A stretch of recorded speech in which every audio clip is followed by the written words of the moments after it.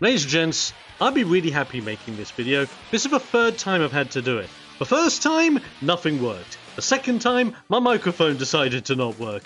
This time it better work. I swear to God! But no, with that to one side, welcome to another video. I'm TheXploder, and I'm fine. I'm fine. I'm fine.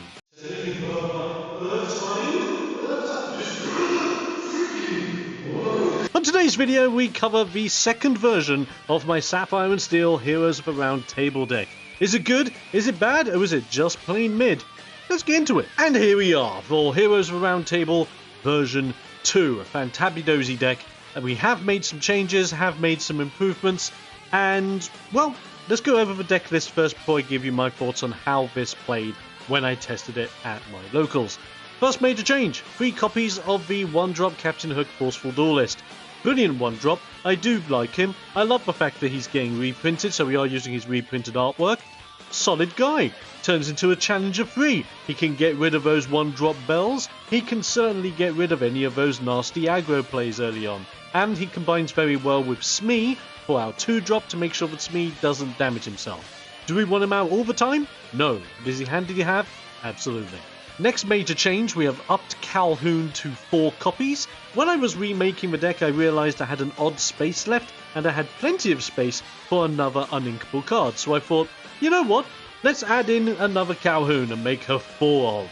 Nice. The other major change that we have in the deck is when I rearranged some numbers and changed some cards around, we have now brought Namari down to only 2. Because we have thickened up our top end to make it a lot more dynamic. We are still running 3 copies of Baymax, but what we are now running are 2 copies of Cogsworth Grandfather Clock. He's mostly here to help us with Resist, and make it so that our characters that are our big questers also have Resist on them, making them more annoying to deal with or get rid of. On top of that, also working with Beast Tragic Hero, which gives us a really unique deck tech, because now using Beast Tragic Hero alongside Arthur Determined Squire makes it so that we effectively don't miss a draw step, because Beast's effect triggers at the beginning of your turn, which is before when you would regularly draw a card. So we keep our draw phase, Arthur can stay on the board questing for free as a big boy, everything's good.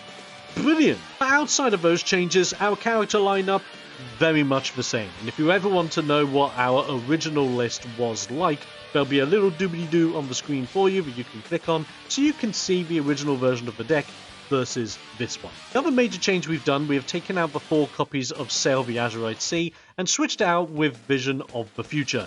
I was realizing that with Sail the Azurite Sea, quite frankly, I was never using the bonus ink. I was never inking a secondary card, and we don't have the best amount of card draw in the world, so I was hesitant with dropping a second ink most of the time. So instead, I've decided, right, if I'm not going to ink 2 times every time that I use Sail the Azurite Sea, and I'm just using it for glorified card draw, why not have a card draw that gives me an option between my top 5 cards versus only the 1? I can get the card that I need for that specific situation, put the other 4 back onto the bottom of my deck so they're still there somewhere, and it just helps, in my opinion, a lot better than Sail did. And outside of that, that's basically it. You can see on the side of the screen here all the other changes that I've made and cards that I have taken out, and you can see the Dreamborn page for yourself down in the description below if you ever want to go through it. So those were the major changes, but how did the deck play out? It played alright, it felt really good, but there were some major changes that I now need to make going into version 3, and I want to point these out because quite frankly, although some of the newer cards or changes to numbers of cards worked, there were some faults. First things first, Captain Hook Forceful Duelist. It made sense, and I'm guessing at least a couple of you out there would think it does make sense. Barely ever saw relevant play. And I mean, even if I was against aggro plays, I still didn't even play Captain Hook half the time because I would prefer Mulan in order to shuffle one of my cards into the discard to get another card off the top of my deck. Or even Mickey to then go into Shift Mickey because they have their uses outside of Hook, which is like, well, if I don't have a Smee turn 2, Hook's just hooking. In my eyes, Captain Hook, as much as I love him, is going to come out of a deck. Next thing, Mickey Mouse Food Fighter and Mickey Mouse Playful Sorcerer. They're coming out. And the only reason why they're coming out is because, quite frankly, I feel I need to use Robin Hood, Champion of Sherwood Forest, and the combo of the Robin Hood 1-drop and the Champion of Sherwood Forest 5-drop. It's the same shift cost. The Champion of Sherwood Forest has the better tech, in my opinion, where it's effectively a Calhoun whilst you're swinging of things, and if he does get decked as a result of a challenge, you do get a card draw out as a result, which can also help when you're dealing with Arthur. It just has a lot more utility. I liked what I was doing with Mickey, and I understood my logic with Mickey, because I keep the resist +1 from the 1-drop to the 5-drop, and I can still sing a whole new world. It makes sense on paper, but in the grand scheme of things, it's about time we change this out. Robin Hood is going to be taking over. Next is Calhoun. Calhoun's not going out of the deck, but is going down to 3. Main reason being, the amount of times I bricked on Calhoun's, way too high. I don't like that. I don't think any of you guys would like that. Calhoun's a fantastic card, but you don't necessarily need her all the time. The right board state, the right opponent, the right timing, this Calhoun is going to get ready to bop, and bop good. Don't need her all the time. Gonna take her back down to 3. I personally find the 3 in this deck is the sweet spot for that gal. You are one dynamite gal. The other problem I have is Doc. Now, Doc by himself isn't actually a problem. The problem I'm having, I only physically own 2 copies of Doc, so that's why I only have 2 copies in this deck. I've been talking with a bunch of people outside of videos, especially showing them my previous list versus this list. Quite a lot of them said, maybe Doc should be at like 3 or 4. I don't own all the Docs. I've been trying to trade, not going too well. So, I'm going to have to do something involving this, probably using Desperate Plan to fill out the gaps of the Docs. And Desperate Plan is a really nice card. I've been wanting to use it anyway. So yes, Desperate Plan's going to go in to help Doc so we can make sure that our hand size is maintained. Next up, I want to talk about Alice the Savvy Sailor. She's great, she's amazing, she's a core piece of the puzzle. At 4, she's starting to brick me something hard. And quite frankly, I feel like I need to take her down to 3 so I can put some other options in here to help me out for some other situations, such as removal, such as additional questing, or shutdown.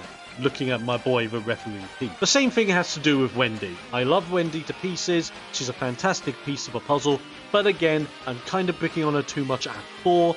The better part with Wendy versus Alice is that at least Wendy is inkable. So I might keep Wendy at 4, not bring her down, and maybe change the numbers of some other cards out there. But I'm a little bit 50-50 on whether I should keep her at 4, take her down to 3. Watch this space. Next is Arthur, Determined Squire himself. At 4, way too many. I think we've come to the conclusion now that Arthur is the win more card in this deck. So as a result of Arthur being the win more card, I am more than happy to bring him down to 3 versus having him at 4.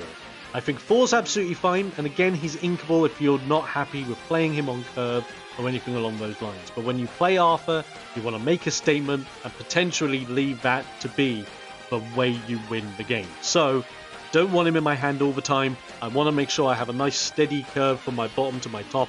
So Arthur, at least one's going to come out, and we'll go from there. Stitch the Alien Troublemaker. If you watched my first version of the deck, you knew I was 50-50 on whether he would stay into this version.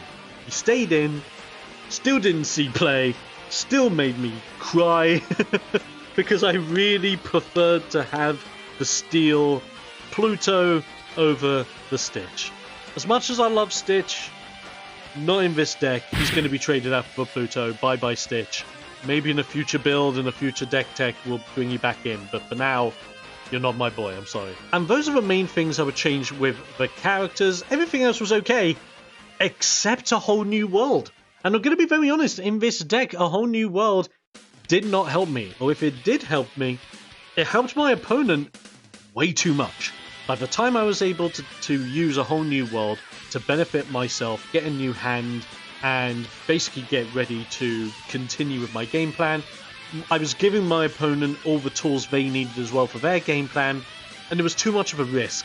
So I'm going to take A Whole New World out. I'm going to put some other cards in here. Because I'm already adding in elements of Desperate Plan, I think Desperate Plan replaces A Whole New World. And then that gives me some more space in the deck to add some damage dealing, such as a Let the Storm Rage On. It gives me options with something like Let It Go for some more immediate removal, which I think this deck desperately needs. And speaking of that, you can tell in this deck that is a glaring issue. I'm going to be able to set up a wide board that's able to quest for a lot, but if my opponent's able to repeatedly keep on bopping my stuff out of existence, I'm not going to be able to quest at a reasonable pace. Or if I hold on to my high level questers until I'm able to quest for one big amount of lore and suddenly spike myself to the top of the game, I've got to make sure that my opponent has no way of tackling me all the way back down again, so I have to climb the ladder. And on top of that, make sure that, quite frankly, my guys just stay alive. Because as much as I have Cogsworth in here, keeping these guys alive is hard. Especially hard when you don't have any form of direct removal or direct damage. So I'm going to need to bring in Let the Storm Rage On, I'm going to need to bring in Fire the Cannons, I'm going to need to bring in Let It Go. It just has to be done at this point. Even Strength of a Raging Fire would be perfect in this build. But I just didn't have it in this build, which makes me cry. The logic is, there's nothing wrong with this deck. This deck is super fun if you want a mid-range heavy, high quest amount of cards to do stuff with. There are flaws, and if you're dedicated like me and you want to intricately make decks the best they can possibly be with the whatever you have available, it's just not there. And as much as I want it to be there, it just isn't. But please, try this deck out for yourself. I highly recommend it. It's really, really fun. And with that being said, ladies and gentlemen, that is the list for Sapphire and Steel, Heroes of the Round Table. Let me know your thoughts on the deck down in the comments, and whether you like it, you know like it, or just think it's horribly mid. And whilst you're down there, have a look in the description so you can check out all of my social links of everywhere else I'm at if you want to talk more, play more, or do anything more. And there's also one last thing I would like you to do whilst you are down there. You see that big button that says subscribe? Give it a clicky. Why don't you also click the notification bell so you don't miss out on any of these videos in the future, and share with a friend of yours that's also into Lorcana so we can all get into the jam together. What flavour is that jam? I hope it's strawberry. I really like strawberry jam. With all that being said, I will be seeing you guys on the next Lorcana video. Until then, stay safe, stay awesome, but most importantly, stay explosive. And I'll be seeing you guys next time. Hopefully, this is recorded. Hopefully, there are no errors. Hopefully this works. If this works, great. If it doesn't...